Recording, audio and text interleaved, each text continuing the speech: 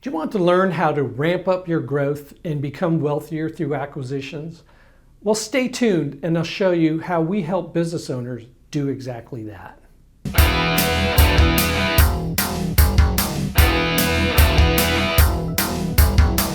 Hey everyone, I'm Michael McGregor and I'm an M&A investment banker with Focus Investment Banking and part of a team that helps tire dealers and automotive people with mergers and acquisitions. Today I'm going to show you our buy-side process, or how we go about helping businesses build wealth with a pipeline of acquisitions. At the end, you'll have a pretty good idea as to why you want to start doing what private equity is doing and include acquisitions as part of your growth plan. It's how I've helped a client of mine grow from $50 million in revenue to over $125 million in just 4 years with 8 acquisitions. Why leave all this wealth on the table for Mavis, Monroe, and GB Auto when you could be doing it too? But before we begin, if you want to get more of these videos, please subscribe to my channel, but more importantly, click on the notification bell so you know when I have new videos. Also, please email me separately so I can add you to my monthly newsletter. So what exactly is buy-side? Well, it's simply a formalized way of getting a pipeline of acquisitions going so you can grow by acquiring smart and hopefully fairly priced businesses. Why should you do buy-side? Well, first, it augments your organic growth. Greenfields are great, but they take time. You got to buy the land, you got to design and build the building. Increasingly, municipalities are saying, not in my backyard. Furthermore, picking locations is kind of a science, and sometimes you pick wrong and you're stuck there for a long time. So at least with an acquisition, you have history, you know what the business is doing, and it perhaps can help you get to where you want to be a lot faster.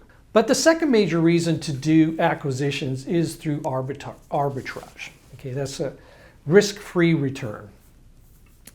And I wrote about this in a column in Modern Tire Dealer. It's why acquisitions happen in the tire and service business. And so here's an example. Say there's a 10-store chain of tire and service stores doing, $2 million per store annually, total of $20 million in revenue. And say also that they're dropping 10% of that to the bottom line, or $2 million in what we call EBITDA, earnings before interest, taxes, and depreciation. So also say that the market values that business at 6 times that EBITDA, okay, which is, again, low in today's marketplace, but let's just be conservative. 6 times $2 million annually, the company's worth $12 million. Now say they have an opportunity to buy a 3-store chain in a nearby market doing $2 million per store. So 2 million times 3 is 6 million. Say also they're dropping 10% to the bottom line. So let's say, for example, that these two companies get together and one agrees to acquire the smaller one for 3 times that 10% EBITDA, or $600,000 in annual EBITDA. Well, they pay $1.8 million for that business. But as soon as they acquired that business, that $600,000 in EBITDA is now multiplied by 6, so it's actually worth $3.6 million, right? 1.8 they pay for the business, but under them it's worth $3.6 million. So just by taking over that business, their value just increased by another $1.8 million. That's the reason to do it.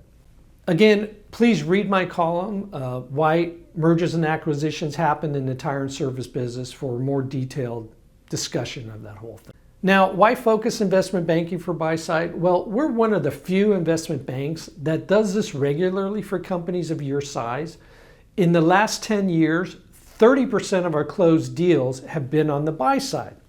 Not every investment bank does buy side because it's hard. The hit rate is simply not as good as on the sell side. But we like it, we're good at it, we're experienced at the lower end of the middle market when it comes to buy side programs, and also we know automotive. Why do I like buy side? Well, I love helping my clients create value. And I take my fiduciary responsibility very seriously. I don't want my clients overpaying. I don't want them involved in bad deals. And since I come from the industry, I can usually spot good opportunities and help my client figure out how they can improve upon that business. In what situations does buy side work best? I believe it works best for tire and service commercial tire dealers when they're looking for geographic expansion into new markets. It's not as good for filling in existing markets. For example, say you're already in Dallas, Texas, and you want to do a buy side to fill in your Dallas market. Well, we may come across a chain of 3 to 5 stores and half of them have a conflict with your existing locations. So we find it works better when you're looking into new markets. Or secondly, another reason to do it is when you're looking for a specific skill set that you don't quite have. For example, we have an overseas tire manufacturer that's hired us to find wholesale distribution companies in the United States, because those companies have customers and selling skills that my client simply doesn't have, so we're helping them do that. In general, we advise casting as wide of a net as you possibly can in the process, because you get smarter not only about new businesses, but also about new geographies as well. So what's our buy side process? Well, it's not unlike our sell side. There are 3 phases to the typical 6-month sale process, and that's represented in this timetable here. The 3 phases are the preparation phase, the go-to-market phase, and the closing phase. The preparation phase usually takes about 6 weeks. Here we dive in with our research team to understand your business, help you figure out what an ideal acquisition looks like. We call that a target spec. And then we assemble the list of possible targets. This phase is key to the process. Establishing an ideal target profile up front helps us target our search better and helps you feel more comfortable bidding on something that fits your exact profile. In phase 2, we go to market. Experienced investment bankers who know how to reach the right person, usually the owner of the business. Well, we send emails, outreach letters, and we make those phone calls.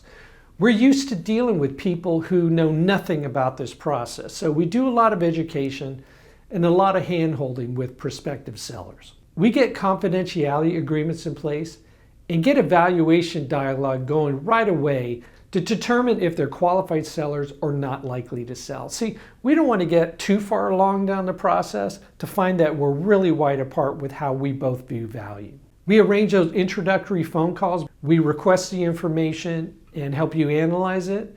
And eventually we help arrange on-site visits, and we are usually there with you. If you like what you see, we help you prepare letters of intent or LOIs for you to offer to sellers. Phase 3 is a closing phase, and it begins with negotiating and finalizing the LOI with an interested party. Due diligence usually takes about 60 to 90 days. The legal agreements are drafted, the deal is signed, and the funds are wired. We try to give you options so that you don't feel compelled to do any one deal, and you can speed up or slow down various acquisition opportunities as you see fit. We're very consistent with what we do. A lot simply depends on whether you can pull the trigger. As I mentioned earlier, we're currently on a buy-side engagement with an overseas tire manufacturer, and we're helping that client acquire tire distributors in the U.S. What am I looking for right now in a client? Well, I'm looking for a tire dealer with 30 to 50 million in annual revenue that's looking to grow in multiple markets outside their core area. Also, we're busy in the auto parts and accessories business. We have several clients currently. What we're looking for there is a parts and accessories manufacturer with about 50 million up in annual revenue that's looking to grow upwards of 150 million in 4 years. So that's our buy-side process. I hope that you found this helpful. If you have any questions, please call me at 704-369-5900, or you can email me at michael.mcgregor@focusbankers.com. Thanks for watching.